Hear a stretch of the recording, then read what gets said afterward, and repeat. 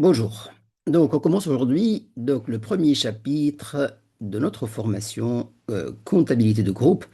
Donc, on parle là de la consolidation. Donc, qu'est-ce qu'on va voir dans ce résumé? Donc, ça, en fait, c'est pas du cours, mais plutôt de résumé qui va vous permettre de mieux réviser, de réviser rapidement vos modules pour la préparation de concours de révision comptable, programme français.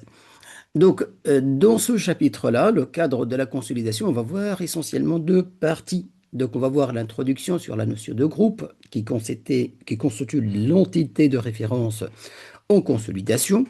Et la deuxième partie, ça sera réservé pour le cadre légal et réglementaire, que ce soit donc national, français, ou bien international, donc selon les normes internationales, normes IFRS.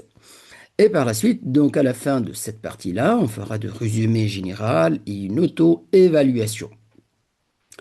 Et en deuxième partie, ce sera pour tous les chapitres qu'on va aller voir, donc une partie de synthèse comme celle-là, et par la suite, on fera autant d'exercices d'application donc pour maîtriser ces notions qu'on va évoquer. Allez-y, sans perdre de temps, on va passer donc à l'introduction de notions de groupe. Tout d'abord, on va parler un peu de pourquoi consolider. Pourquoi faire cette étape de consolidation? Pourquoi regrouper les états financiers? Donc les comptes sociaux, c'est-à-dire on parle là des comptes individuels, c'est-à-dire le compte de chaque société. D'une société n'intègre pas ceux de ses filiales. Donc, dans la société, dans chaque société, on ne va pas trouver, donc là, on parle des comptes sociaux. On ne parle pas des comptes groupés. Qu'est-ce qu'on va trouver? Donc, dans ces comptes sociaux, on ne va pas trouver donc, les comptes, ou bien, c'est-à-dire les comptes des filiales de cette société. Mais plutôt, on va trouver donc une seule ligne, donc là, au niveau des titres de participation. Voilà. Donc, il ne donne donc pas une image claire sur la situation économique et financière d'un groupe dans sa globalité. Donc, de là, on veut passer de cette situation, là au niveau de la compte je parle d'une société qui détient des participations dans une autre société, au lieu de rester dans cette situation avec un bilan, là on va présenter juste, c'est-à-dire la présence d'autres filiales dans cette société de groupe et les matérialiser par une ligne au niveau de bilan, au niveau des immobilisations financières, titres de participation, on va passer à une autre présentation. Une autre présentation beaucoup plus claire qui va vraiment refléter la situation économique et financière de la totalité du groupe. Ils n'ont pas se limiter donc à une seule ligne au niveau des immobilisations financières. Donc, les comptes consolidés présentent le patrimoine, la situation financière et le résultat de l'ensemble de l'entité. Donc, au niveau de ces comptes consolidés, qu'est-ce qu'on va trouver? On va trouver le bilan, donc le patrimoine, la situation financière et le résultat de l'ensemble d'entités du groupe. Donc, on ne va plus parler d'un bilan social ou bien d'un bilan d'une société, mais là, on va parler du bilan de la totalité du groupe. Et aussi au niveau de l'état de résultat, on ne va pas parler de l'état de résultat ou bien de résultat individuel, mais plutôt on va parler de résultat de la totalité du groupe, comme s'il s'agissait d'une seule et même entité. Donc, et c'est ça en fait la consolidation. Donc, comment on va regrouper les comptes de plusieurs sociétés qui appartiennent. Là, on va parler un peu simple. Donc, on va parler d'appartiennent tout simplement, ou bien sont contrôlés. Donc, là, le terme utilisé, c'est plutôt contrôlé. Mais donc, pour toutes ces sociétés-là, tous ces états financiers, le bilan, l'état de résultat, l'état de flux de trésorerie, comment on va les regrouper, comment on va les consolider pour établir des états financiers de la totalité de groupe. Et de là, on reflète la situation économique et financière de la totalité de groupe et non pas des sociétés individuelles. D'accord? Et ça, au-delà du choix de l'organisation juridique. Parce que, en fait, là, au niveau de cette dissociation, que nous avons plusieurs sociétés, nous avons plusieurs entités juridiques. D'accord? Mais économiquement.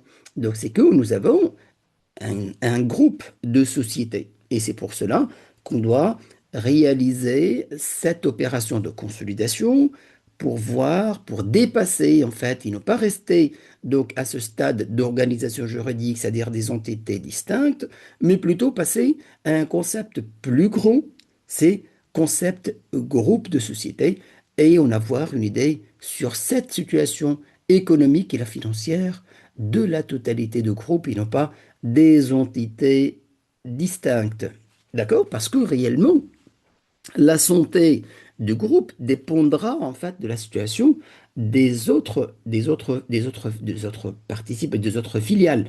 Et voir donc la situation financière distinctement, donc de chaque filiale, donc ça ne trace pas, donc là, vous ne pouvez pas en avoir donc une image claire ou bien une vision claire sur la situation de la totalité de groupe, et ça, ce qui nous intéresse.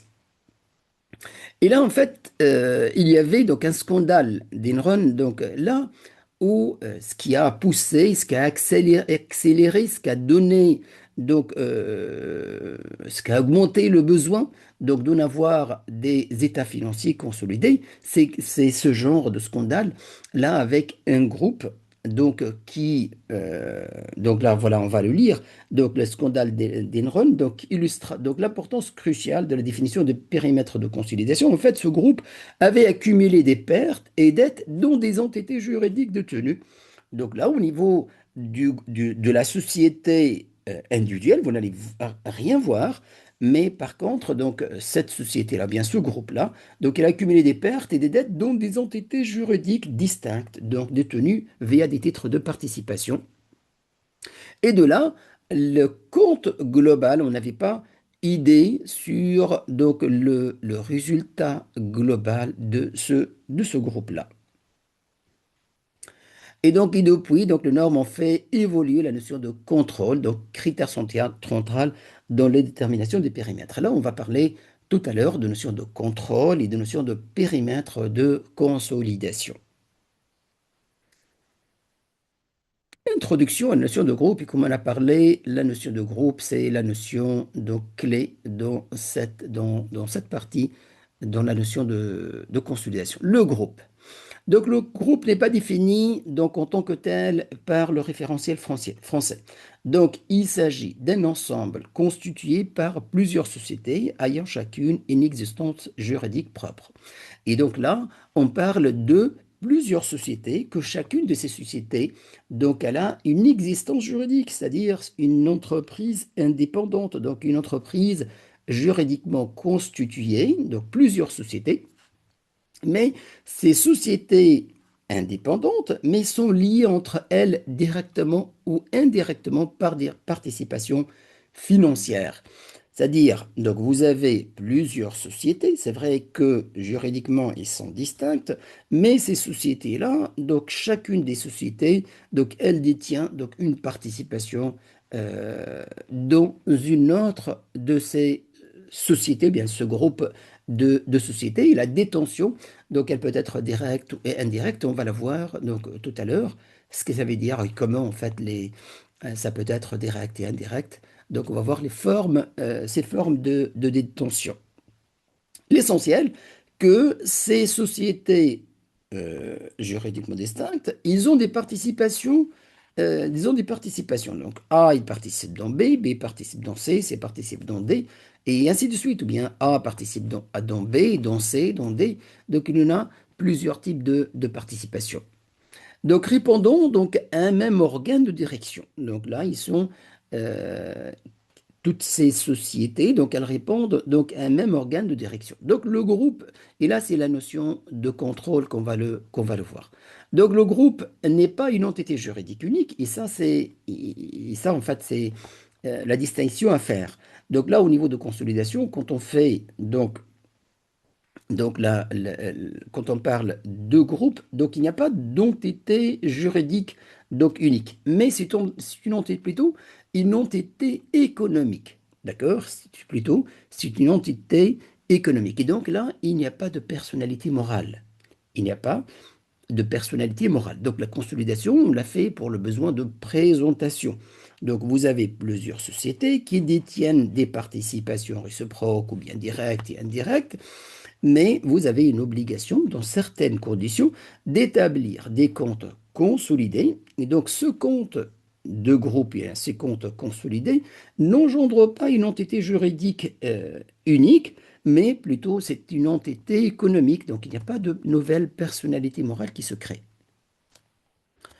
L'article donc L de 33-26 de Code de commerce donc associe le groupe donc à l'ensemble des entreprises incluses dans le périmètre de consolidation. Voilà, ça c'est une nouvelle donc, notion, donc le périmètre de consolidation. Donc l'article L 22-23-26 du Code de commerce associe le groupe à l'ensemble des entreprises incluses dans le périmètre de consolidation. Et on va parler de périmètre de consolidation. Selon l'article 233-16 I, donc les entreprises, plutôt L, les entreprises commerciales publient des comptes consolidés dès lors qu'elles contrôlent de manière exclusive ou conjointe une ou plusieurs autres entreprises. Donc là, il y en a plusieurs notions. Donc il nous dit que une entreprise commerciale publie, donc ça c'est une obligation, les comptes consolidés. Donc elle a l'obligation de départ de publier les comptes individuels, les comptes de la société. Et là, il y a une nouvelle obligation, donc de publier des comptes consolidés. Quand est-ce que? Donc, dès qu'elle contrôle, donc là, il y en a une notion de contrôle. Il contrôle une autre société, on va voir qu'est-ce que ça veut dire contrôle. Donc, le contrôle, ça peut être exclusif ou conjointe. Donc, exclusif, c'est-à-dire en avoir donc, la majorité du capital dans cette société, bien 100%, bien et conjointe, c'est-à-dire elle partage ce contrôle avec une autre, par exemple, une autre société. Donc elle détient une participation, 30%, 40%, et ainsi de suite. Donc l'essentiel, que le contrôle, il est conjoint avec une autre société. Donc on n'est pas le seul participant dans cette société. Donc une ou plusieurs autres entreprises. Donc cette entreprise commerciale contrôle une ou plusieurs entreprises, que ce soit d'une manière exclusive ou bien avec une autre société. Là, il y en a une naissance d'une nouvelle obligation, c'est d'établir des comptes consolidés. Et on va voir encore de détails tout à l'heure. Là, au niveau de code de commerce, donc, il distingue la notion de filiale et la notion de participation. Quand est-ce qu'on parle de filiale et quand est-ce qu'on parle de participation?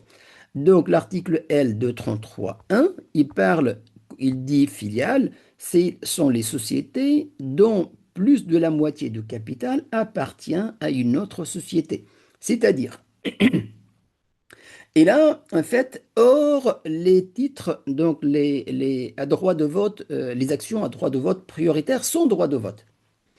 Donc, on parle de filiale si on détient plus que la moitié de capital de la société. Mais là, comme je vous ai dit, hors les actions à droit prioritaire, mais qui sont sans droit de vote. D'accord? Donc, si une société commerciale détient plus que 50% du capital d'une autre société, là, on parle de filiale. Et quand est-ce qu'on parle de participation? On parle de participation lorsque cette participation dans une autre société, elle est entre 10 et 50%. Donc, lorsqu'on détient entre 10 et 50% dans une autre société, on parle de participation selon l'article L 233-2. Donc, il y en a là une distinction claire entre filiale et participation. Vous détenez plus que la moitié, vous parlez de filiale. Vous détenez entre 10 et 50% du capital, vous parlez de participation. Très bien. Les entités à retenir pour la consolidation. Là, on va parler, on va synthétiser de qu'est-ce qu'on doit retenir comme entreprise dans la consolidation, c'est-à-dire quels sont les états financiers qu'on va les utiliser pour préparer les états consolidés. Quelles sont les sociétés qui entrent dans ce périmètre de consolidation, c'est-à-dire on va prendre leurs états financiers pour les regrouper et quelles sont les entreprises qu'on ne doit pas prendre ces états financiers, c'est-à-dire ils ne vont pas être incluses dans les sociétés de groupe. Donc, selon la réglementation CRC 9002, et ANC 2020-01, l'entreprise consolidante. Là, on parle de l'entreprise qui va réaliser la consolidation. C'est elle qui détient, c'est elle qui contrôle les autres filiales ou les autres participations. Donc, l'entreprise consolidante, les entreprises contrôlées de manière exclusive, les entreprises contrôlées conjointement, donc exclusive et conjointement, on a défini tout à l'heure, et les entreprises sous influence notable. Donc, sont les entités à retenir pour la consolidation. Donc, les entités à retenir pour la consolidation, c'est tout d'abord l'entreprise consolidante, ou bien l'entreprise mère, et par la suite, c'est les entreprises qui sont contrôlées de manière exclusive, et aussi les entreprises contrôlées conjointement, c'est-à-dire conjointement avec une autre société, et aussi les entreprises sous influence notable. Donc, c'est les quatre types de sociétés qu'on va les inclure dans la consolidation. Maintenant, ça, c'est selon la réglementation française. Maintenant, on va parler selon les normes IFRS. Donc, selon les IFRS 10, annexe A, une mère a une ou plusieurs filiales. Donc, une filiale est contrôlée par sa mère. Un groupe est égal à une mère plus toutes ses filiales. Donc, les états financiers consolidés sont ceux de groupes présentés comme une entité unique. Donc, au niveau des normes internationales, donc on parle de groupe, et le groupe inclut une mère qui contrôle des filiales et par la suite toutes ses filiales. D'accord? Et il parle des états financiers consolidés. Et donc, ces états financiers consolidés, ils vont grouper donc tous les états financiers de la mère et de toutes les filiales. Certainement, il y en a des procédures donc, et des étapes à suivre pour arriver là. Mais on ne va pas parler tout de suite de ça. Mais là, on parle juste des entités à retenir pour la consolidation. C'est-à-dire, quand on va consolider, quelles sont les entreprises qu'on va retenir et quelles sont les entreprises qu'on ne va pas les retenir. Différents types de participation. Donc là, tout à l'heure, on a parlé de participation directe, participation indirecte. Donc voilà, schématiquement, quatre types de participation entre sociétés de groupe. On peut trouver donc une société mère qui détient une participation dans une filiale, une participation directe, comme on peut trouver des participations indirectes, c'est-à-dire la mère, elle détient une participation de le A, et le A elle-même détient une participation dans le B. Et donc, la participation de M dans le B, on l'appelle une participation indirecte. Participation réciproque, et donc c'est les deux sociétés, chacune détient une part dans le capital de l'autre. Donc M, elle détient une participation dans A, et A détient une participation dans M. Et tout ça, on va le voir au niveau de consolidation, tout ça change en fait la méthode et les techniques de consolidation. On peut en avoir donc le quatrième type de consolidation, de participation, les participations circulaires. C'est-à-dire, vous trouvez le M qui détient une participation dans le A et le A qui détient dans le B et le B qui détient dans le M. Cadre légal et réglementaire. Les principaux textes de base. Donc là, on va parler de la hiérarchie des textes régissant l'obligation de consolidation. Donc on va trouver les traités internationaux. Donc la hiérarchie la plus élevée. Donc septième directive européenne du 13 juin 83. Et par la suite, on va trouver des textes législatifs, donc des lois. Donc la loi 3 janvier 85, donc L de 3316 à 27 du Code de commerce. Et en dessous, on va trouver les textes réglementaires. Donc le règlement CRC et ANC, donc 9002, et par la suite l'ANC 2020, le plus récent 2020-01. Panorama des textes et normes régissant la consolidation. Donc, on va voir là, donc, quels sont les textes qui régissent la consolidation selon les normes françaises et selon les normes EAS et FRS. Donc, au niveau des normes françaises, on va trouver, c'est le Code de commerce tout d'abord, le règlement CRC de 9902, Et qui là, il s'applique jusqu'à l'année 2020. Et par la suite, le règlement ANC 2020-01 depuis le 1er janvier 01. Ça au niveau de normes françaises. Au niveau des normes internationales, on va trouver plusieurs normes donc, qui régissent donc, la consolidation. Tout d'abord, on va trouver la norme IFRS 3, regroupement, l'IFRS 10, état financier consolidé, IFRS 11, partenariat, IS 27, état financier individuel, IS 28, entreprise associée et co-entreprise, IFRS 12, information sur les intérêts détenus. Le règlement de l'ANC 2020-01, le plus récent, donc qui a remplacé donc, le CRC 99-02 qui est applicable jusqu'à 2020. Donc applicable de façon prospective, donc prospective c'est-à-dire dans le futur, aux exercices ouverts à compter de 1er janvier 2021. Donc l'application de ce règlement, donc il est à partir de 1er janvier 2020. Avant ça, on applique plutôt le CRC 9902. Donc, en fait, qu'est-ce qu'il a fait? Donc, il a unifié en un seul donc, règlement les textes sectoriels. Donc, auparavant, donc, dans le CRC, donc, on trouvait des textes sectoriels. Donc, là, les sociétés commerciales, les sociétés publiques, les banques, les assurances. Et donc, là, donc, la ANC 2020-01, donc, elle a unifié donc, en un seul règlement.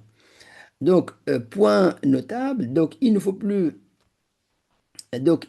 fait plus explicitement référence au principe de prédominance de la substance sur la forme. Donc là, l'ANSEE a précisé vouloir clarifier au cas par cas s'il y a lieu de l'appliquer. Donc là, on va parler une autre fois de ça. En fait, ça, c'est une des principes des normes internationales, la prééminence ou bien la prédominance de la substance sur la forme. Référentiel de consolidation applicable selon la cotation. Donc, selon la cotation, c'est-à-dire selon que la société elle est cotée en bourse ou bien il n'est pas coté donc, sur un marché réglementé. Donc, pour les... Et là, nous avons mis les comptes consolidés et les comptes sociaux. Donc, les comptes sociaux, donc, c'est les règles françaises obligatoires dans tous les cas. Que ce soit société non cotée, que ce soit coté sur le marché réglementé, ou bien que ce soit coté sur le marché non réglementé. Donc, pour les comptes sociaux, c'est les règles françaises qui sont obligatoires dans tous les cas. Sauf, et on va parler tout à l'heure de dispense, d'accord, lorsqu'on applique des normes internationales. Pour les comptes consolidés maintenant, donc pour les comptes consolidés, ça va différer. Donc selon que la société est non cotée, ou bien cotée sur un marché réglementé, ou bien cotée sur un marché non réglementé.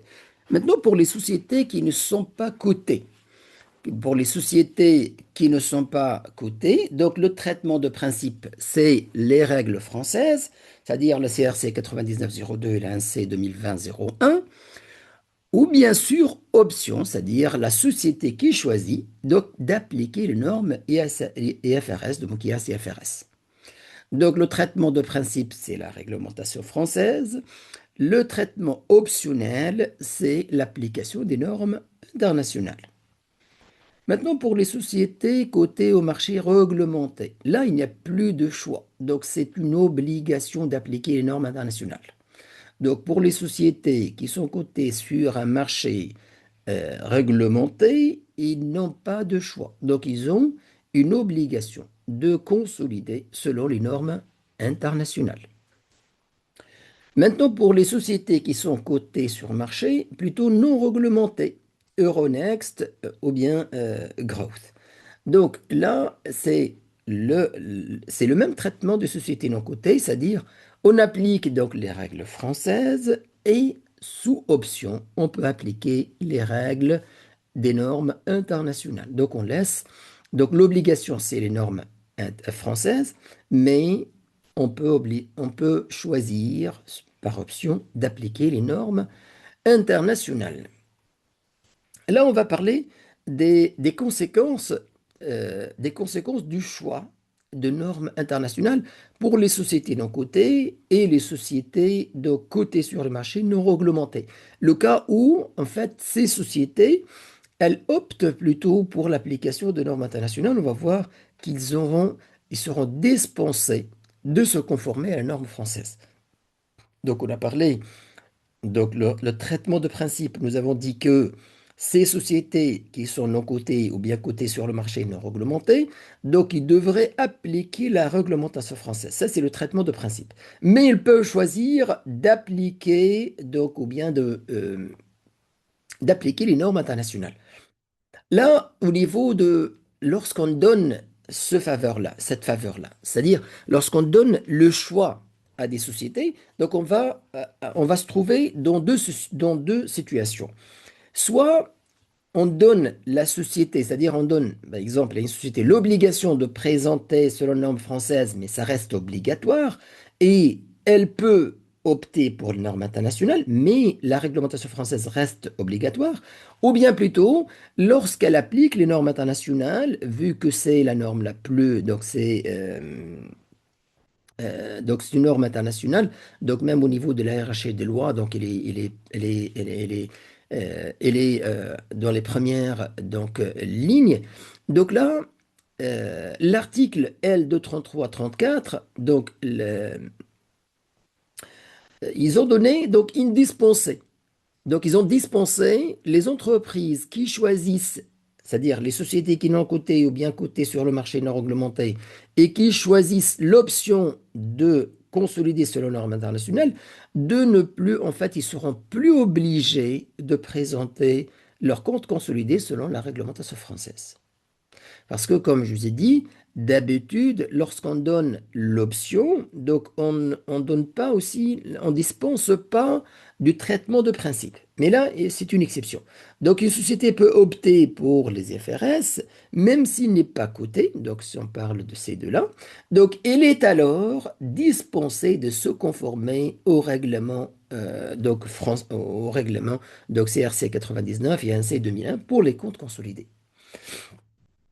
Pour résumer, donc, nous avons dit que pour les comptes sociaux, donc toutes les sociétés sont obligées d'appliquer les règles françaises. Pour les comptes consolidés, les sociétés cotées sur le marché réglementé sont obligées de présenter selon les normes internationales. Pour les autres sociétés cotées, non cotées ou bien sociétés cotées mais dans des marchés non réglementés, donc ils devraient appliquer la réglementation française, mais ils ont l'option, ils peuvent choisir d'appliquer selon les normes internationales. Et lorsqu'ils appliquent selon les normes internationales, ils seront dispensés de présenter, de se conformer à la législation locale. Obligation d'établir des comptes consolidés. Obligation. Là, on va parler l'obligation d'établir des comptes consolidés. Donc ça, c'est d'office. Pour les sociétés, on ne parle pas des sociétés qui sont cotées sur un marché réglementé. Donc pour ça, c'est automatiquement. Donc toute société cotée sur un marché réglementé, donc elle est obligée de consolider et de consolider selon le normes internationales.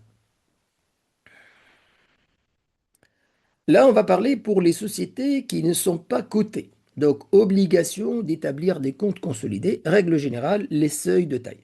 Obligation de consolider ces deux des trois seuils dépassés deux exercices successifs.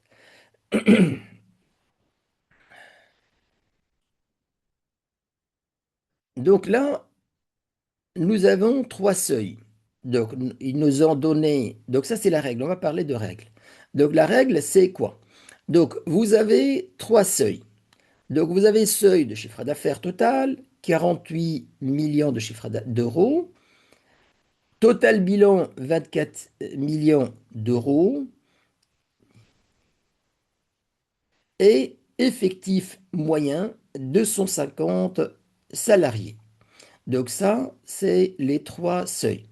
Donc, ils nous disent que vous êtes obligé de consolider si vous avez atteint deux seuils de ces trois-là. Et pendant deux exercices successifs. Pendant deux exercices successifs. Donc, publication obligatoire dès l'exercice. Et la publication, elle est dès l'exercice suivant.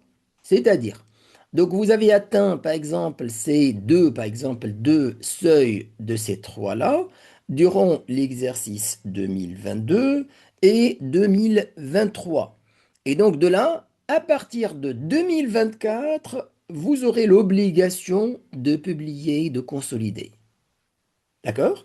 Donc, 2 années successives, là où vous avez atteint deux seuils de ces trois, l'année suivante, vous consolidez.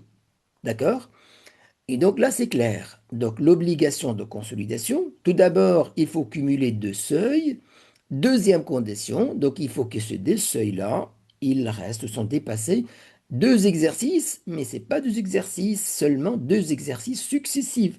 C'est-à-dire, si vous avez 2021 atteint deux seuils, 2021, vous avez atteint deux seuils, 2022, en fait, il n'y a pas de deux seuils. Donc, vous avez juste donc, le seuil, par exemple, chiffre d'affaires.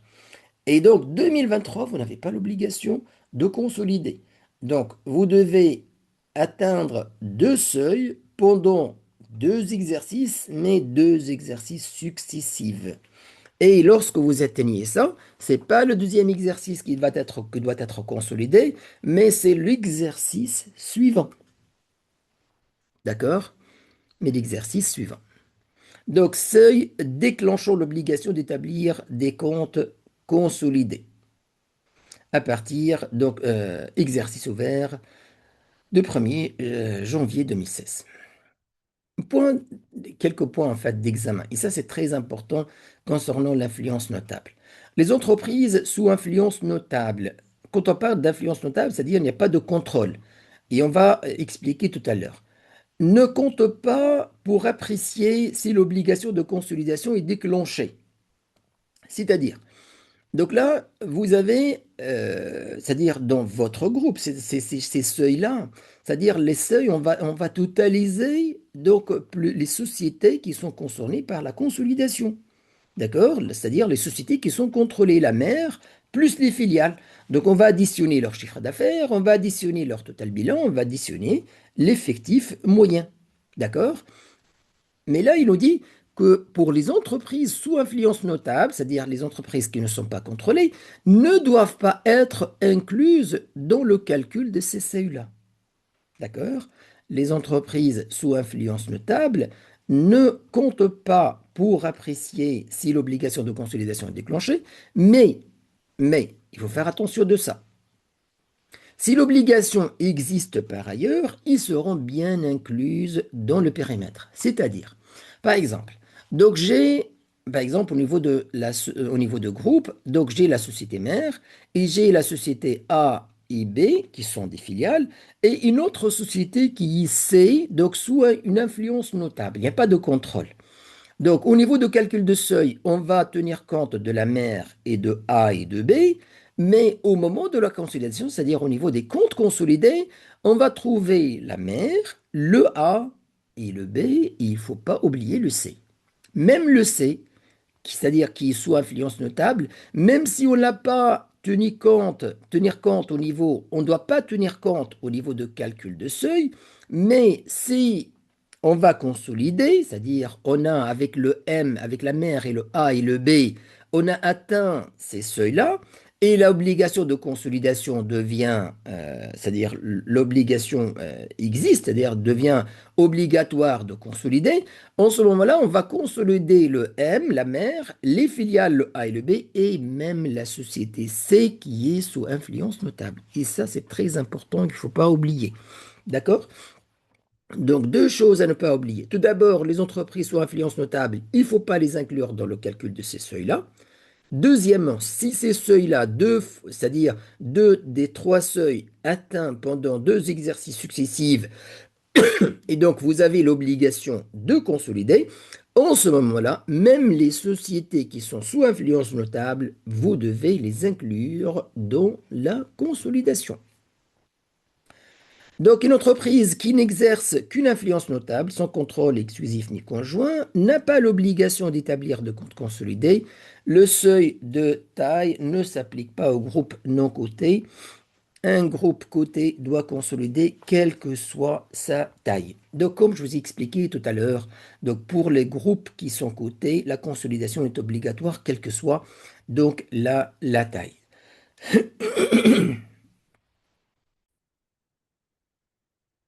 Donc là, il nous dit une société qui n'exerce qu'une influence notable, c'est-à-dire vous avez une société, mais dont c'est les participations qu'elle a, n'exerce qu'une influence notable. Il n'y a pas de contrôle ni exclusif ni conjoint.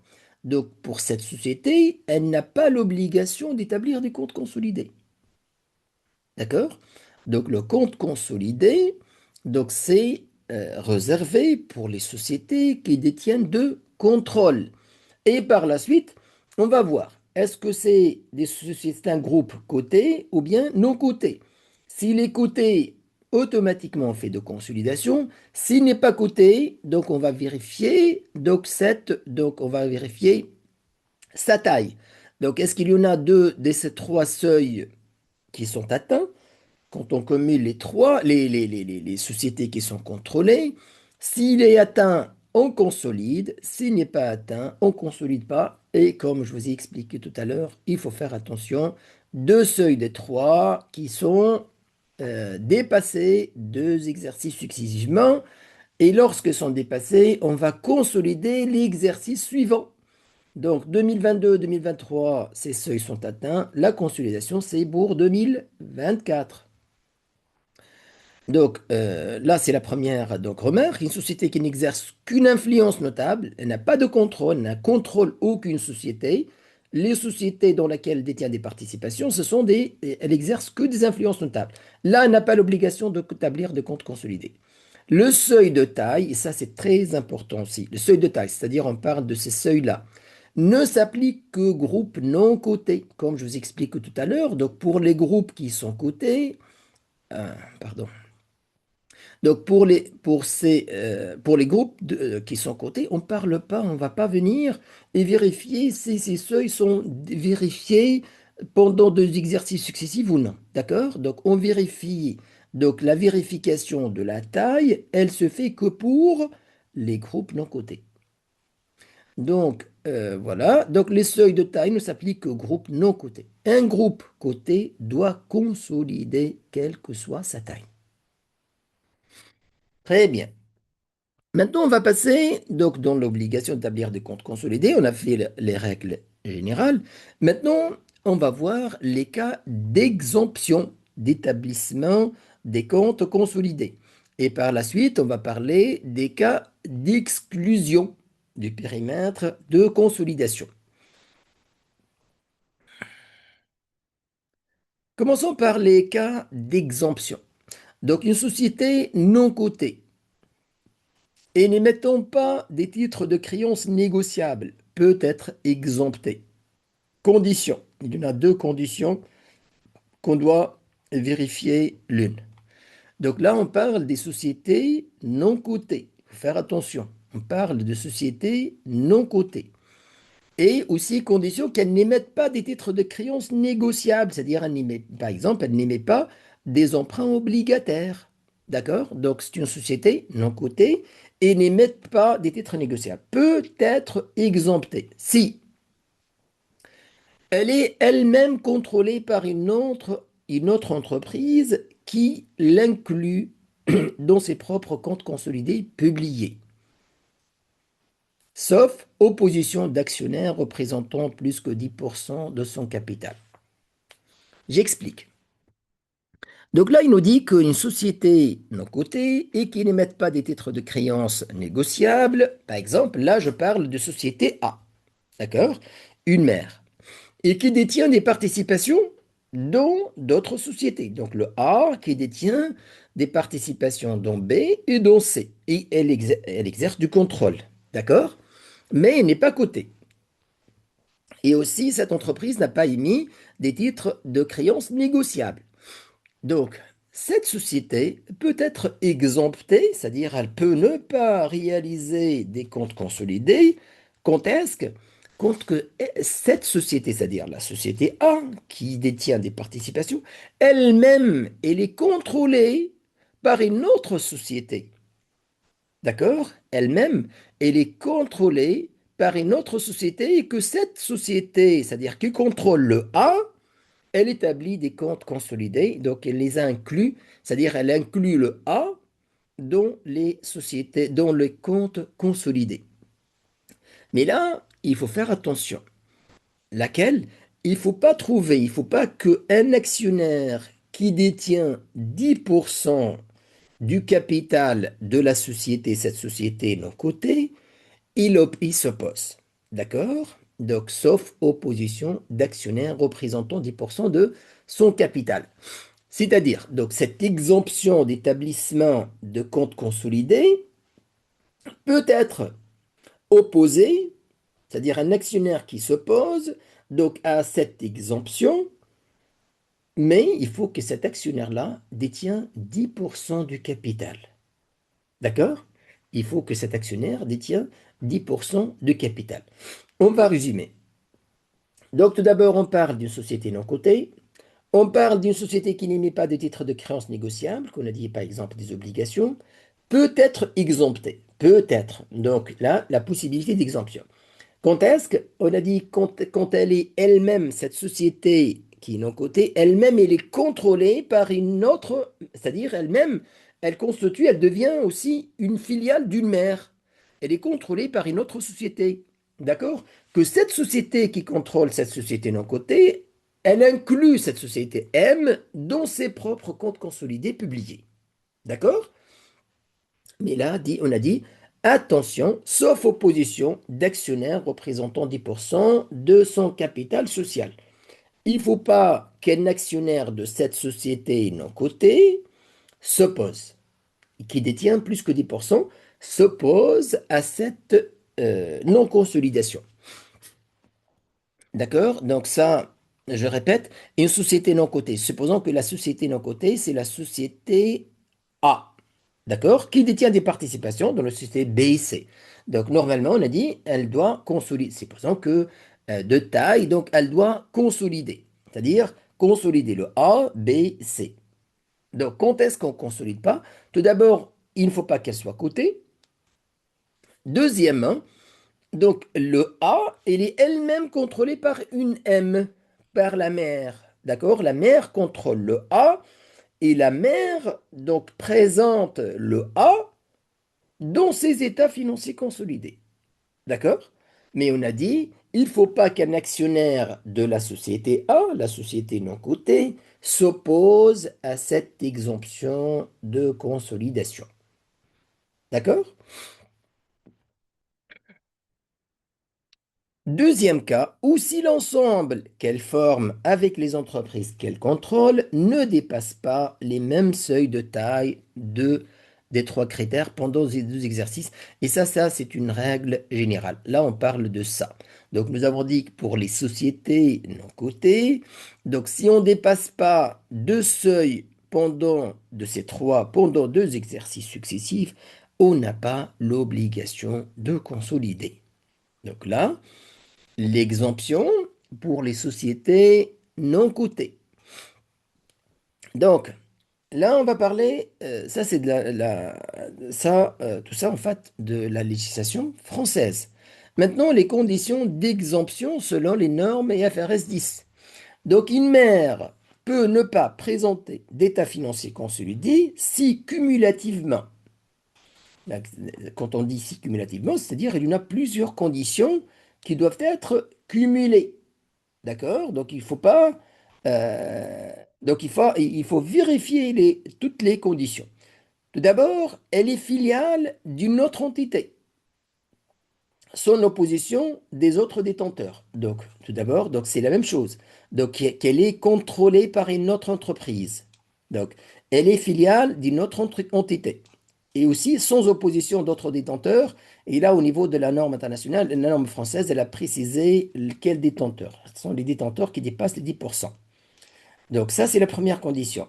Deuxième condition, ces titres ne sont pas négociables sur le marché public, c'est-à-dire c'est une société qui n'est pas cotée. Donc, elle est filiale d'une autre société, ces titres ne sont pas cotés. Et troisième condition, et n'est pas en cours de dépôt de compte auprès de régulateurs en vue d'émettre des instruments financiers. La même chose. Donc, elles n'émettent pas des titres de créances négociables. Donc, elle n'est pas en train d'émettre, par exemple, des emprunts obligataires. D'accord? Et donc, et sa société tête de groupe ou bien mère intermédiaire publie des comptes consolidés conformes au FRS.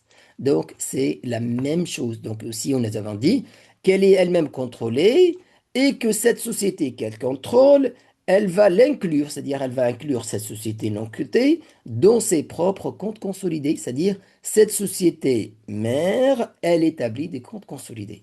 Et donc, c'est la même condition, c'est-à-dire la mère, tête du groupe ou mère intermédiaire, publie des comptes consolidés conformes aux normes IFRS. Donc pratiquement, c'est les mêmes conditions d'exemption. Mais vous voyez, la première condition, ce sont des sociétés non cotées. Donc il n'y a pas d'exemption pour les sociétés qui sont cotées. Donc maintenant, on a vu pratiquement deux exemptions possibles pour les sociétés non cotées. Tout d'abord, donc, celles qui n'émettent pas des titres de créances négociables et qu'elle-même contrôlée par une autre entreprise qui l'inclut dans ce propre compte consolidé sans opposition d'un actionnaire. Deuxième exemption, c'est que cette société, l'ensemble des entreprises constitutives de ce groupe-là, c'est-à-dire la société plus l'ensemble des autres filiales, ne dépasse pas donc les mêmes seuils, donc les deux seuils des trois que nous avons vus tout à l'heure pendant deux exercices. D'accord? Donc là, nous avons parlé des cas d'exemption. On va parler maintenant des cas d'exclusion. D'exclusion.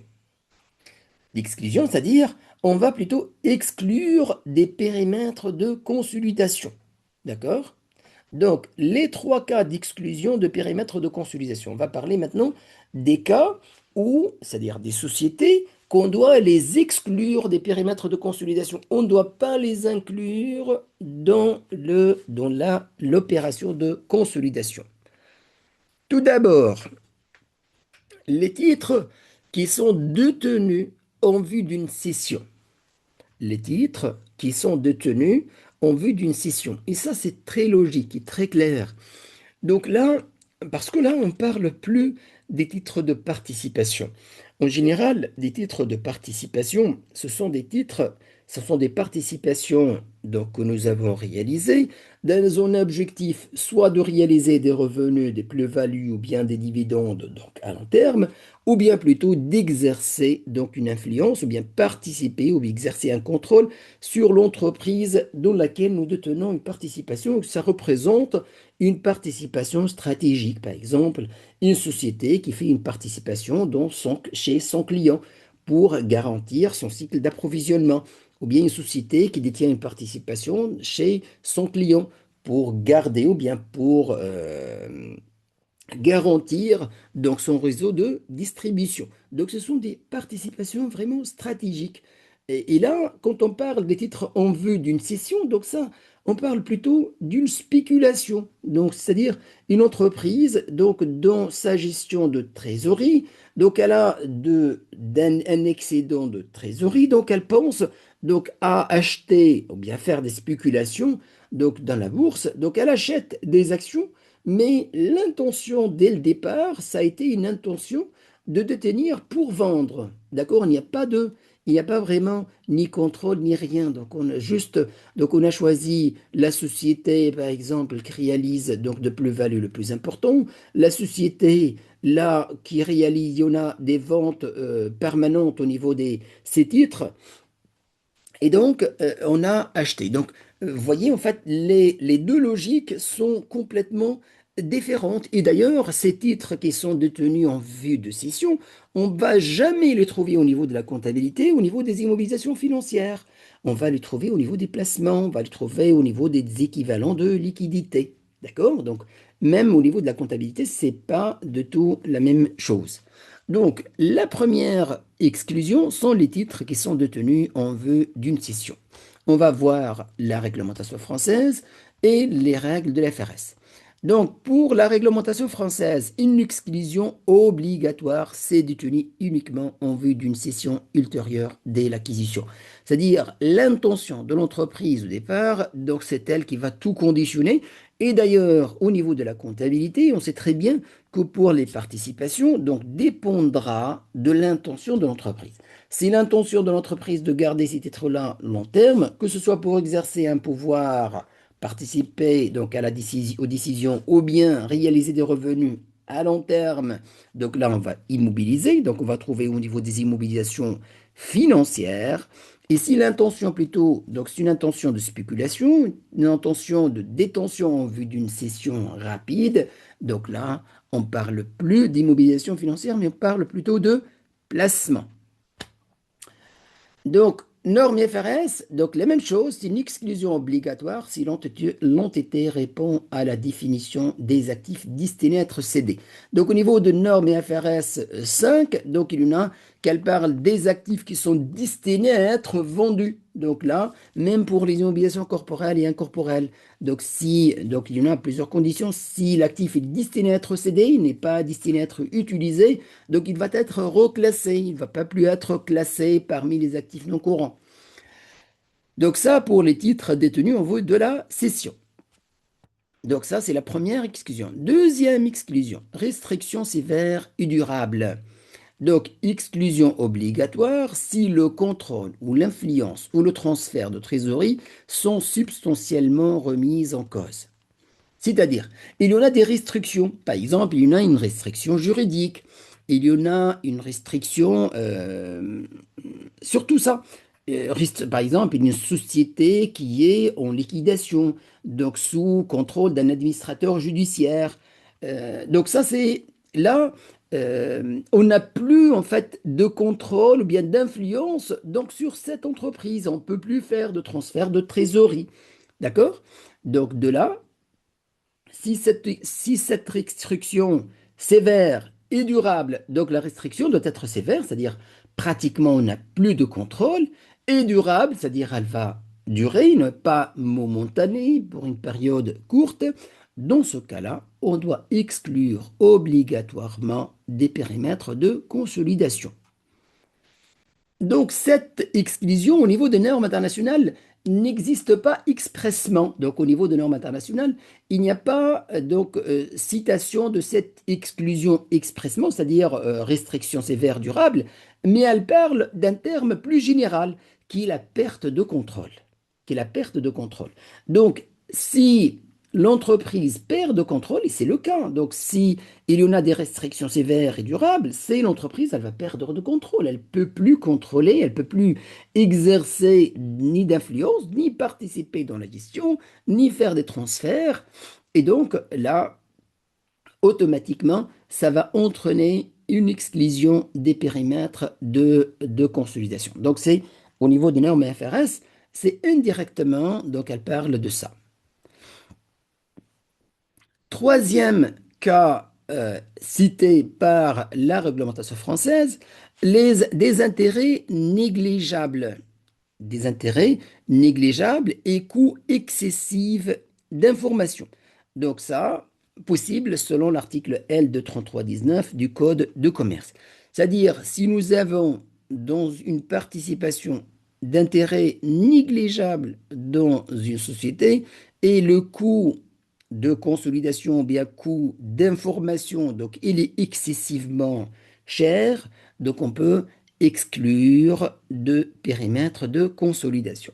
Cette exclusion prévue par la norme par la législation française n'a pas été abordée par les normes IFRS. Donc vous avez, selon la législation française, donc vous avez trois cas d'exclusion des périmètres de consolidation. Pour le norme FRS, donc là, elle parle de la détention en vue de la scission et par la suite, le terme et l'élément décisif, c'est le contrôle. Si on contrôle, on consolide. Si on perd de contrôle, on exclut des périmètres de consolidation.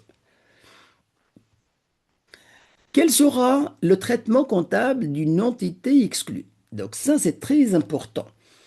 Donc, pour les entités qui sont exclues, donc nous avons dit au niveau des comptes individuels, donc les participations que nous avons dans des filiales, on va les trouver au niveau des immobilisations financières en titre de participation. Et là, au niveau de consolidation, on va supprimer cette ligne titre de participation, mais on va les remplacer par la patrimoine de l'entreprise qu'elle détient, les entreprises en immobilisation, en créances et stocks, et ainsi de suite. Et là, on va le voir donc, quand on va avancer au niveau de consolidation. Donc ça, pour les sociétés qui entrent dans le périmètre de consolidation. Maintenant, et la question qui se pose, et pour les sociétés qui sont exclues de périmètre de consolidation? Pour les sociétés qui sont exclues de périmètre de consolidation, tout simplement, on va les maintenir dans cette ligne titre de participation. Tout simplement. D'accord? Donc, quand vous trouvez dans le bilan consolidé une ligne titre de participation, soyez certain qu'il s'agit d'une exclusion de consolidation. D'accord? Que c'est l'une de ces trois situations. Soit que les titres sont détenus en vue de cession, soit restriction sévère et durable, soit intérêt négociable. Là, on parle de la législation française. Donc, lorsqu'une entreprise est exclue de périmètre, ces titres sont simplement comptabilisés en titres de participation dans les comptes consolidés, comme n'importe quel actif financier. Donc, comme si on va rien faire pour ces participations. Alors que, comme je vous ai expliqué tout à l'heure, donc dans des législations, donc on distingue au niveau des titres de participation et titres de placement. Et surtout pour les titres qui sont détenus en vue d'une scission. Euh, et là, en fait, il y en a de détails à ce niveau-là. Donc, maintenant, la question qui se pose aussi, c'est la date de clôture des comptes consolidés. Et la question qui se pose, lorsque ces dates-là, les dates de clôture, elle n'est pas la même au niveau de toutes les sociétés qu'on va consolider, entre la société mère et les filiales. Et là, en fait, il y en a de détails donc à préciser, il y en a des délais donc à respecter, et il y en a des situations qui vont engendrer d'autres obligations. Donc, les comptes consolidés sont en principe établis à la date de clôture de la société consolidante. Ça, c'est le principe. Donc, nous avons une société mère, donc on doit normalement suivre, on doit réaliser la consolidation, donc les comptes consolidés devraient être établis donc à cette date de clôture de la société consolidante. Une date différente est possible, donc, et à justifier en annexe, c'est-à-dire on doit préciser au niveau des éléments financiers, on doit mettre cette information si elle est retenue par la majorité des entreprises de périmètre pour leurs comptes sociaux.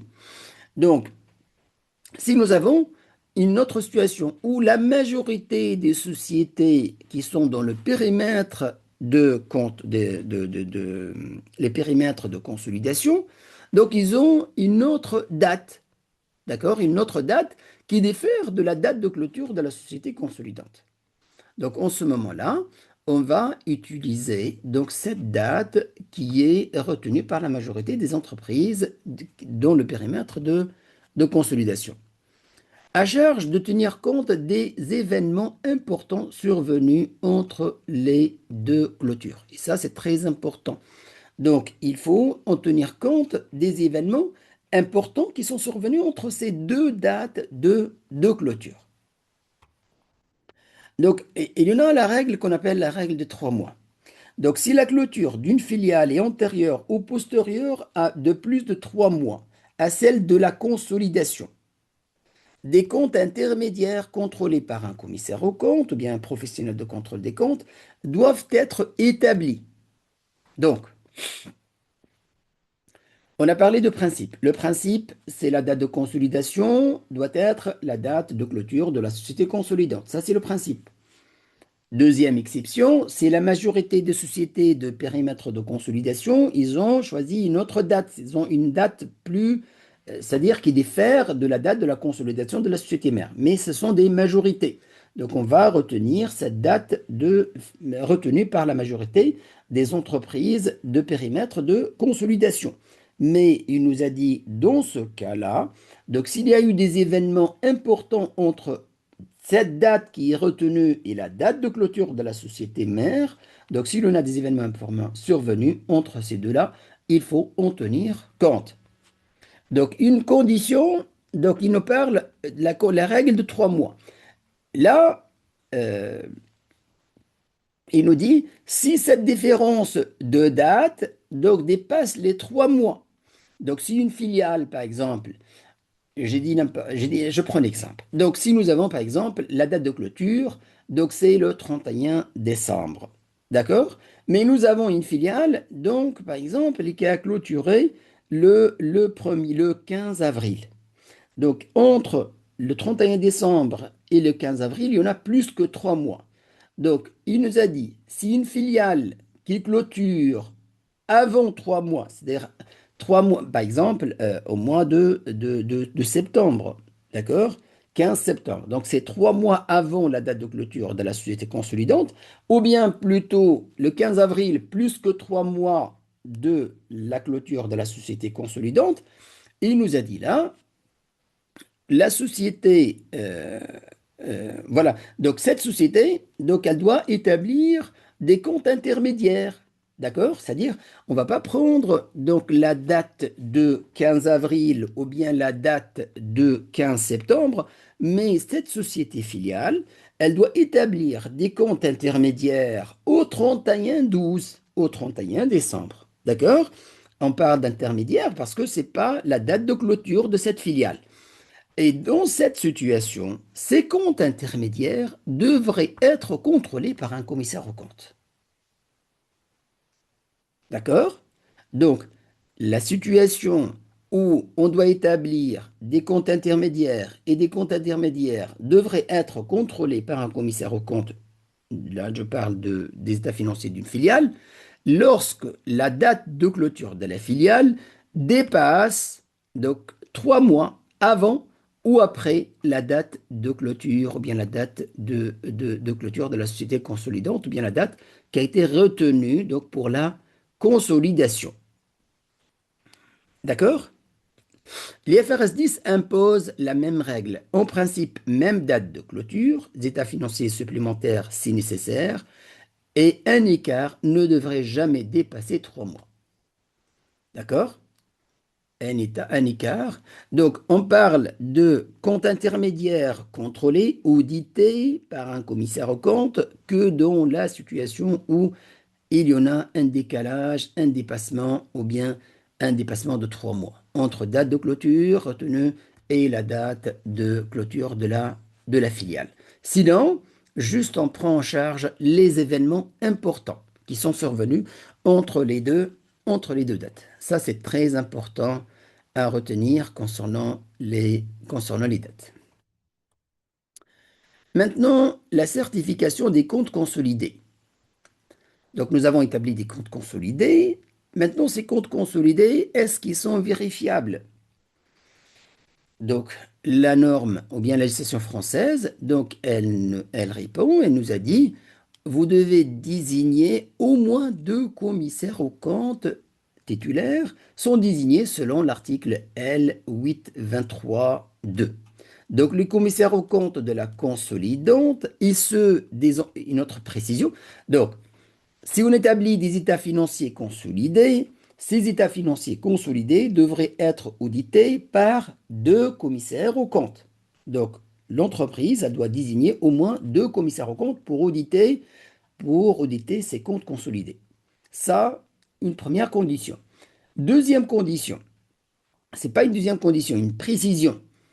Donc là, il nous a dit que le commissaire aux comptes de la consolidante, c'est-à-dire de la société mère, et ceux des entités consolidées, les filiales, ou bien ceux, c'est-à-dire qui entrent dans le périmètre de consolidation, sont mutuellement libérés du secret professionnel. D'accord? Donc, il n'y a pas d'opposition de secret professionnel dans la communication entre le commissaire aux comptes de la société consolidante et des filiales ou bien des sociétés qui entrent dans le périmètre de consolidation. C'est-à-dire, on ne peut pas un jour dire à un commissaire aux comptes, c'est-à-dire tout d'abord le commissaire aux comptes d'une filiale ne peut pas s'opposer donc à une demande de commissaire aux comptes de la consolidante, par exemple, sous prétexte de secret professionnel, et autre chose, donc on ne peut pas attaquer un commissaire aux comptes pour donc secret professionnel, c'est-à-dire qu'il n'a pas respecté donc s'est prononcé ou bien il parlait de secret professionnel dans cette situation, dans ce périmètre de consolidation. D'accord? Donc ils sont mutuellement libérés du secret professionnel. Les commissaires aux comptes certifient la régularité, la sincérité et l'image fidèle du patrimoine, de la situation financière et du résultat de l'ensemble consolidé. Et ça, c'est une règle générale. Donc, le commissaire aux comptes, il va certifier donc, les états financiers consolidés. D'accord? Il va certifier la régularité, la sincérité et l'image fidèle de la, situ- de la- de- des états financiers consolidé. Maintenant, on va synthétiser donc chapitre 1. Donc le groupe est une unité économique, mais sans responsabilité morale. Il n'y a pas d'existence, il n'y a pas de naissance d'une personnalité, une nouvelle personnalité morale. Donc constituée d'une mère et de ses filiales aux participations. On a parlé quand est-ce qu'on parle de filiales et de participations, selon le pourcentage de détention lié à des participations financières, donc participation dans le capital. L'obligation de consolider dépend de contrôle exclusif conjoint ou de l'influence notable exercée et pour les sociétés non cotées de dépassement de 2 à 3 de 2 des trois seuils que nous avons parlé pendant deux exercices successifs. Donc l'obligation de consolidation dépend de contrôle exclusif conjoint ou de l'influence notable exercée. Pour l'obligation de consolidation, pour les sociétés qui sont cotées en bourse, donc il n'y a pas de... Ça, c'est obligatoire. Pour les sociétés non cotées en bourse, donc on va vérifier la taille. Donc comment vérifier la taille? Nous avons trois seuils. On doit vérifier qu'il y en a deux seuils qui sont vérifiés, qui sont atteints pendant deux exercices successifs. Donc et à partir de cette date, l'année N+1 sera, ça doit être consolidé, c'est-à-dire ce groupe doit établir sa financier consolidée. Les groupes cotés sur le marché réglementé doivent obligatoirement utiliser les IFRS. Nous avons dit que pour les normes internationales, pour les sociétés qui sont cotées sur un marché réglementé, c'est obligatoire. Pour les autres, ils ont le choix entre la réglementation française et les normes IFRS. Normes IFRS sur option. Et s'ils appliquent les normes IFRS, ils ne seront plus tenus par la réglementation française. Les trois cas d'exemption de périmètre, nous avons parlé des titres qui sont détenus en vue de la cession, c'est-à-dire détenus en vue de la vente, la restriction sévère et durable ou perte de contrôle, donc en normes IFRS, et les intérêts négligeables et les coûts excessifs d'information. Donc ces derniers motifs n'existent pas en IFRS. Donc ce sont les trois cas d'exclusion de périmètre, c'est-à-dire on ne va pas inclure ces participations, dont les comptes consolidés. Mais on a dit que ces cas qui sont exclus, on va les trouver au niveau de bilan consolidé, au niveau des titres de participation, immobilisation financière. L'écart entre date de clôture des filiales et de la consolidante ne doit jamais dépasser 3 mois, sous peine de recourir à des comptes intermédiaires. Donc, nous avons dit de principe, normalement, c'est la date de clôture de la société consolidante. Sinon, c'est la date donc, retenue par la majorité des filiales. Et nous avons dit que ça ne doit pas dépasser 3 mois. Et en cas de dépassement 3 mois, donc on doit établir des états financiers intermédiaires, mais qui devraient être audités. Et lorsqu'on est dans inférieur, c'est-à-dire les deux dates inférieures à 2 mois, nous avons dit on doit tenir compte des événements importants. Résumé général. Donc là, on va essayer de compléter les vides. n'a pas de personnalité morale propre. Le quoi? C'est le groupe. Donc le groupe n'a pas de personnalité morale propre. C'est une entité économique reliant juridiquement des sociétés distinctes via des participations financières directes, indirectes, réciproques, circulaires. Le cadre légal repose sur une hiérarchie de textes. Donc ça, au niveau de la hiérarchie des textes, nous avons dit que la plus élevée au niveau de pyramide d'hierarchie, donc c'est les directives européennes, la loi française et par la suite la réglementation. Donc les règlements, donc CRC et ANC, les FRS s'imposent aux, les FRS s'imposent à quoi? Donc, ça pose aux sociétés qui sont cotées, les sociétés cotées sur quoi? Sur des marchés réglementés. Oh là là, oui.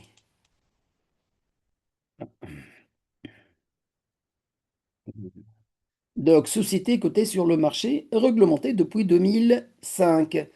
Donc, ça, l'application obligatoire pour les sociétés cotées d'appliquer les normes FRS. Donc, les autres ont le choix entre, donc, pour leur compte consolidé, et on n'a jamais pour les comptes sociaux. Donc pour les comptes sociaux, c'est toujours les règles françaises, mais ils ont la possibilité d'appliquer les normes internationales. Et s'ils appliquent les normes internationales, ils ne sont plus obligés d'appliquer les normes françaises. Et là, on parle de consolidation des comptes consolidés et non pas des comptes individuels. L'obligation de consolidation dépend de quoi? Dépend de contrôle. Donc, est-ce qu'elle est exclusive au conjoint? Et pour les sociétés non cotées, de quoi? De la taille. Et comment vérifier la taille? C'est deux critères parmi trois, deux seuils parmi trois, et pendant deux exercices successifs. Donc, il faut que ce soit des exercices successifs. Donc, D existe pour les sous-groupes déjà consolidés dans un ensemble plus vaste sous condition. Des quoi? Des exemptions.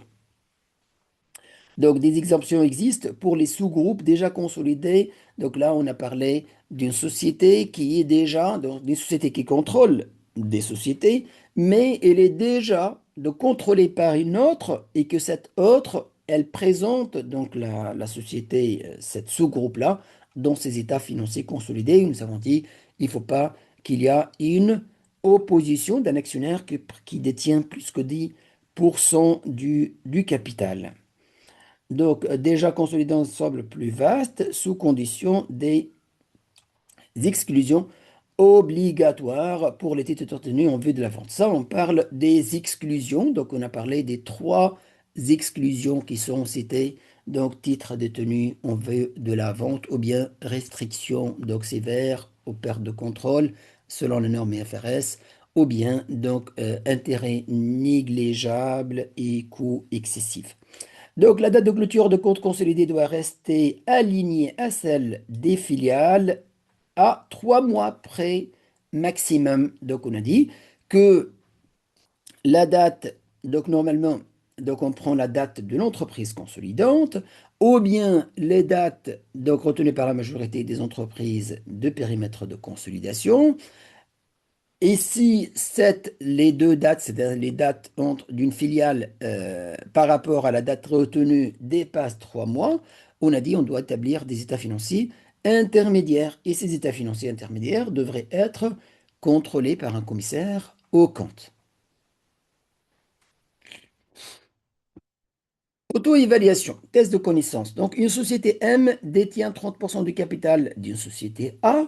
S'agit-il d'une filiale ou de participation au sens de code commerce? Donc là, on revient donc au code commerce. Donc, nous avons ça au niveau de distinction entre filiale et participation. Nous avons dit filiale, une participation entre combien? Filiale. Filiale, c'est supérieur à 50%. Participation, c'est entre 10 et 50%. Et donc, si on détient 30, c'est plutôt une participation. Voilà, donc une participation, donc l'article L 233.2, puisque la fraction de capital détenu, c'est 30%, donc y compris entre 10 et 50. Donc il faudra détenir plus que 50 pour parler de filiale. Une société exerce une influence notable sur trois sociétés, mais n'en contrôle exclusivement ou conjointement aucun. A-t-elle l'obligation d'établir des comptes consolidés? Donc là, une société qui exerce une influence notable sur trois sociétés, mais non contrôle exclusivement ou conjointement. Il n'y a pas de contrôle. Il n'y a pas de, il n'y a pas de contrôle. Et là, on parle des exemptions de consolidation. Donc, pourquoi? Parce qu'il n'y a pas de contrôle. Donc, l'élément le plus important pour nous au niveau de l'obligation de consolidation, c'est le contrôle. Donc non, seul le contrôle, que ce soit exclusif ou conjoint, déclenche l'obligation légale d'établir des comptes consolidés. Une société n'exerçant qu'une influence notable, sans aucun contrôle, n'est pas tenue. Un groupe non coté dépasse deux des trois seuils, ce qui est chiffre d'affaires, total bilan et nombre moyen des salariés. Donc, dépasse deux des trois seuils de taille pendant un seul exercice, puis repasse en dessous de l'année suivante, doit-il consolider? Donc, nous avons dit que le dépassement des deux des trois seuils doit être sur deux exercices successifs. Et donc, si ces deux seuils sont dépassés pendant une seule année et par la suite, donc ils sont au-dessus, elle n'a plus cette obligation de consolider. Donc non, le seuil doit être dépassé pendant deux exercices successifs. D'accord? Ils n'ont pas deux exercices n'importe comment. Donc les deux exercices doivent être successifs. Et s'ils sont dépassés pendant l'exercice successif, nous avons dit l'obligation de consolidation, c'est pour l'exercice suivant. C'est-à-dire, si nous avons dépassé pour 2022-2023, l'obligation de consolidation, elle concerne 2024 et non pas 2022 ni 2023. Donc, pour déclencher l'obligation de consolidation, donc, qu'il s'appliquerait alors sur les comptes de l'exercice suivant. Donc, un dépassement isolé, donc c'est-à-dire une année, sur un seul exercice ne suffit pas. Une filiale a une date de clôture décalée de 4 mois par rapport à celle de société mère. Que faut-il faire? Donc là, le décalage entre date de clôture de la filiale et de la société mère dépasse les 3 mois. Donc nous avons dit, si le décalage dépasse 3 mois, on va établir une situation intermédiaire. Et que cette situation, là je parle de la filiale, et cette situation intermédiaire doit être contrôlée par un commissaire aux comptes.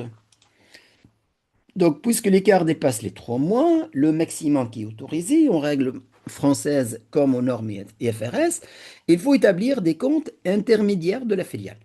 Contrôlés, c'est-à-dire ces états financiers intermédiaires, doivent être contrôlés par un commissaire aux comptes ou un professionnel de contrôle des comptes. Donc, à une date comptable, compatible avec celle de consolidation. Une société donc acquiert des titres d'une entreprise dont le seul but de revendre rapidement. Doit-elle inclure cette entreprise dans le périmètre de consolidation? Là, on a parlé des exclusions. Donc ça, la détention en vue de la revente. Donc là, on a parlé de ça. Donc non, c'est un cas d'exclusion obligatoire de périmètre aussi bien selon la réglementation française que selon la norme EFRS. Donc les titres, qu'est-ce qu'on va faire comptablement pour les titres au niveau des comptes consolidés? Ils vont rester comptabilisés en titres de participation dans les comptes consolidés. D'accord? Donc là, on a terminé donc avec ce chapitre 1 consolidation. On va faire maintenant quelques exercices.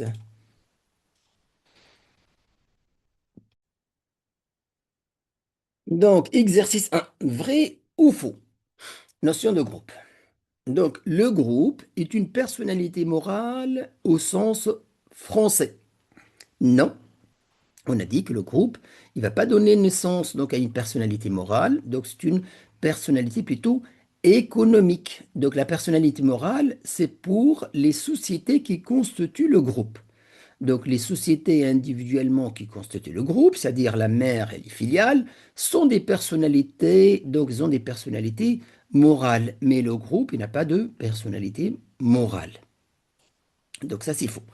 Une société dont elle dont une autre détient 55% du capital est une filiale au sens de l'article 233.1 du Code de commerce. Donc, donc, au niveau de code de commerce, l'article L de 33, 1 et 2, donc ils ont défini la notion de filiale et participation. Donc, pour filiale, vous devez détenir plus que 50%, et pour les participations, donc c'est entre 10 et 50%. Donc, ça, c'est vrai. Donc, une société dont une autre détient 30% du capital est est une participation au sens de l'article 233.2. Donc, comme je viens de le dire, donc l'article L 233.2, quand elle a défini une participation, il a parlé d'une détention, d'une participation dans le capital entre 10 et 50. Donc, faux pour le 1. Donc, le groupe est une plutôt unité économique, non pas morale. Donc, pas une unité juridique unique. Donc, il n'y a pas n'a pas la personnalité morale, contrairement aux sociétés qui le composent. C'est-à-dire la société qui les compose, la mère et les filiales, donc ils ont cette personnalité morale. Deux, donc on a dit, vrai, une filiale se définit par la détention de plus que la moitié du capital. Et vu que 55% dépasse supérieur à 50, et donc c'est une filiale. Trois, donc vrai, une participation se définit par une fraction de capital détenu comprise entre 10 et 50. Donc là c'est 30 qui est 10 50, c'est bien une participation. Donc, exercice 2 qui suit. Obligation d'établir des comptes consolidés. Un groupe non coté. Il faut toujours faire attention donc aux précisions données. Donc un groupe non coté dépasse au titre de l'exercice N deux des trois seuils suivants, c'est-à-dire que nous avons parlé, donc chiffre d'affaires, total bilan et effectif. Il dépasse à nouveau deux de ces trois au titre de l'exercice N plus 2. C'est donc, on a dit au niveau de l'obligation d'établissement de compte consolidé, pour les groupes qui sont cotés, c'est automatique. Donc, il n'y a pas de test de taille. Pour les groupes non cotés, on va tester. Donc, ça dépend de taille. Et la taille, en fait, il nous a donné trois seuils. Il nous a dit, vous devez vérifier deux seuils pendant deux exercices successifs. Donc, c'est notre cas. Donc, c'est notre cas. Ce sont des sociétés qui n'est pas cotées et qu'elle a dépassé, donc elle a validé deux seuils, donc deux seuils qui sont dépassés de ces trois pendant deux exercices successifs, c'est-à-dire l'année N et l'année N plus 1. Donc ça, la première des choses, elle a l'obligation d'établir des comptes consolidés. Mais la précision, il nous demande, est-ce que le groupe doit consolider? Doit consolider, oui, mais dès l'exercice N. Nous avons dit que l'obligation de consolidation est bien vérifiée. Dans ce cas-là, vu que des trois seuils, il est vérifié pendant deux exercices unificatifs, deux exercices successifs, mais nous avons précisé aussi que la consolidation commencera à partir de l'exercice suivant. C'est-à-dire, là, le dernier exercice, c'est N plus 1, et donc la consolidation, elle doit commencer à partir de N plus 2 et non pas N plus 1 ni pour le N. Donc le groupe doit consolider dès l'exercice N, c'est faux. Le groupe doit consolider à partir de l'exercice N plus 2, c'est bien, ça c'est la bonne réponse. Le groupe n'a aucune obligation de consolidation, ces seuils ne concernent que le groupe coté, ça c'est faux. Donc nous avons dit que ces seuils ne concernent pas les groupes cotés. Les groupes cotés, c'est quelle que soit la taille, elle doit consolider. La taille, c'est-à-dire ces seuils-là pour vérifier la taille, c'est propre aux groupes qui sont non cotés. Donc, réponse la bonne, c'est B. Donc, l'obligation de consolider naît lorsque deux des trois seuils de taille sont dépassés pendant deux exercices successifs, ici N et N plus 1. Et donc, l'application s'applique alors à compter de l'exercice suivant, c'est-à-dire suivant N plus 1. Et donc, c'est N plus 2. Ces seuils ne concernent que le groupe non coté. donc un groupe coté sur le marché réglementé, doit consolider quelle que soit sa taille. Donc la réponse C, c'est incorrect. Là, il faut faire attention, une autre chose aussi. Là, on a parlé de groupe coté sur un marché réglementé. Donc vous vous en souvenez, quand on a parlé de groupe coté sur marché réglementé et un marché non réglementé. Donc la vérification. Ici, donc l'obligation de consolidation automatique, c'est pour les groupes cotés sur un marché réglementé. Exercice 3. Cas pratique, exemption et exclusion de périmètre. Donc un groupe Vertigo, donc qui non coté, dépasse les trois situations, présente les trois situations suivantes à la clôture de l'exercice. Donc, il détient 100% d'une filiale F1, elle-même incluse dans les comptes consolidés publiés par sa propre société mère, une entité tierce qui contrôle Vertigo. Donc, Vertigo, il contrôle F1, mais Vertigo lui-même, il est contrôlé par une autre société mère.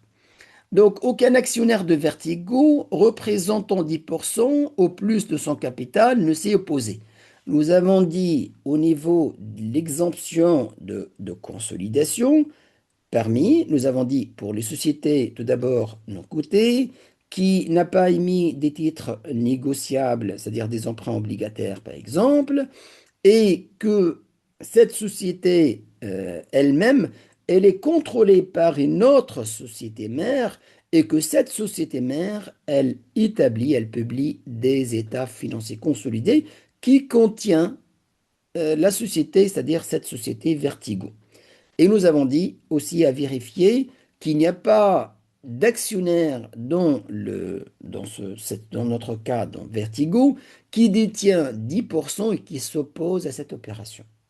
Et donc, la première situation, donc ça, c'est parmi les exemptions. Donc on peut, il n'y a pas de consolidation de Vertigo et de sa filiale F1. Donc, il détient des titres d'une société F2 acquis exclusivement en vue d'une revente à court terme. Donc, là, on va plus parler d'exemption, mais on va parler d'exclusion. Donc, parmi les trois situations d'exclusion, on a parlé des titres qui sont détenus en vue de la revente à court terme, ou bien en vue de la revente. Dès le départ, l'intention n'était pas de participer ou bien de contrôler, mais c'est plutôt de spéculer et donc une revente à court terme.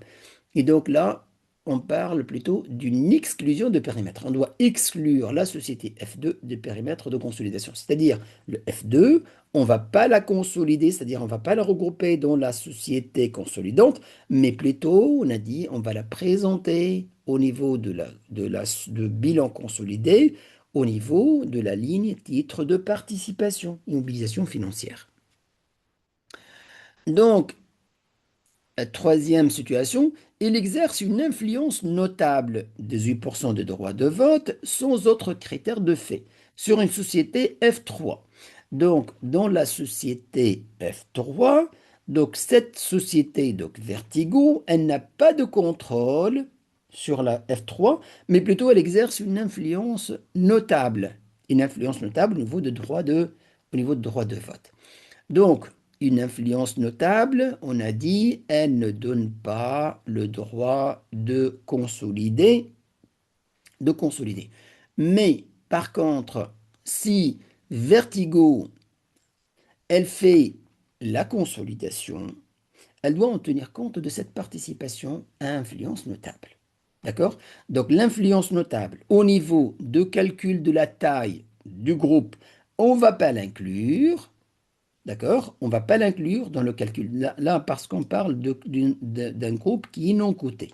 Donc, on ne va pas l'introduire au niveau de la taille des seuils que nous avons parlé, chiffre d'affaires, total bilan et effectif ou moyen. Mais si on trouve que Vertigo plus les autres filiales, donc elles atteignent la taille et que l'obligation de consolider, c'est-à-dire l'obligation d'établir des comptes consolidés, euh, existe, dans ce cas-là, il ne faut pas commettre l'erreur et de ne pas inclure cette société F3 dans les bilans consolidés. D'accord? Même si avec une influence notable.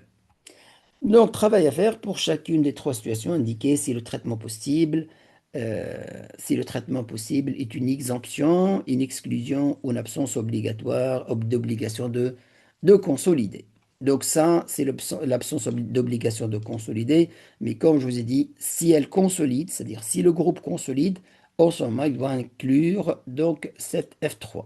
Donc, la première situation, exemption possible pour l'ensemble de groupe Vertigo lui-même. Pourquoi?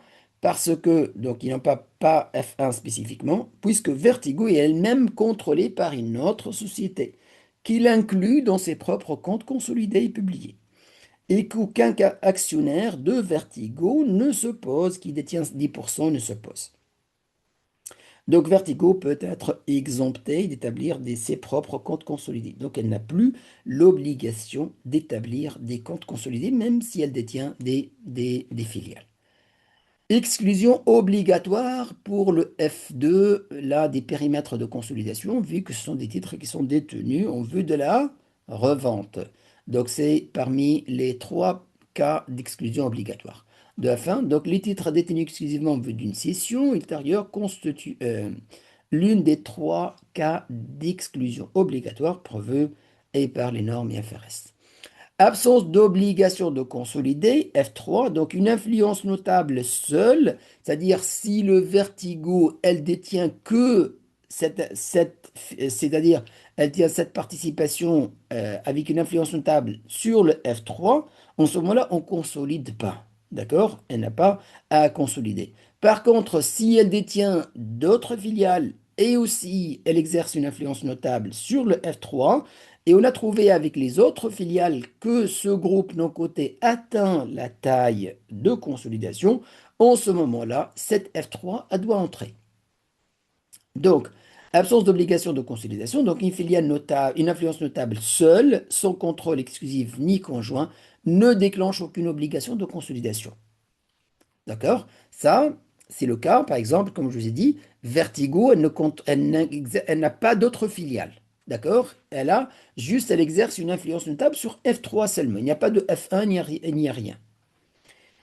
Mais si le groupe consolide par ailleurs du fait d'autres filiales, c'est-à-dire si dans notre cas, par exemple, Vertigo contrôle F1, contrôle A, B, C et F3.